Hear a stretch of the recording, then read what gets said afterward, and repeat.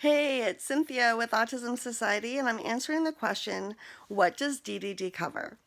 And that sort of depends on what systems you are in. So, if you're in the Division of Developmental Disabilities only, they cover support coordination, but they don't provide any additional services. But if you qualify for the Division of Developmental Disabilities and you also qualify for all-tex / long-term care / Medicaid funding, then you qualify for additional services. So the services that are most commonly used by families with kiddos with autism are attendant care, um, therapies, speech, OT, PT, the ECM program, which is the early ABA program. You can also qualify for ABA through the behavioral health system for different ages, but the ECM program is usually from the ages of 4 to 6. And then there's respite care, habilitation. So those are the common things. There's some other things like group home placement and other services, but those are the primary ones. On our website, under the top 6 things to know and do, we actually give you a link to the documentation of the covered services through DDD and Altex. So you can see that and read it for yourself. The important thing to know is that you get what your child needs.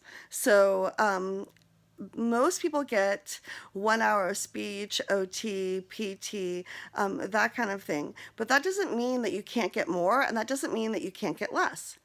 So for instance, let's take speech therapy. So some families qualify for 4 hours of speech therapy a week because their children have apraxia and they need additional speech services, and they're able to demonstrate that. Some families qualify for 2 hours of speech therapy because they're getting feeding therapy and speech therapy. And some families only qualify for 1 hour.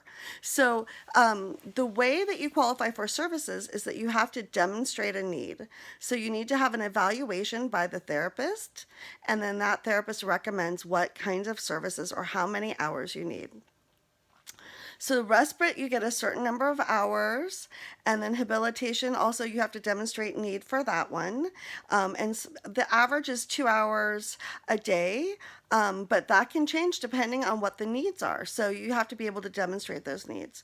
So most people get 1 hour of speech, OT, PT, and they might get 10 hours of HAB and a few hours of respite each week. But again, like I said, you can get a variety of things. I have families that get 40, 50 hours of HAB a week and additional respite, and they can also get 10 or 12 hours of attendant care a week, and some families have 10 hours of attendant care every day. So it really just depends on the needs of the child. The more intense the needs, the more services that are provided.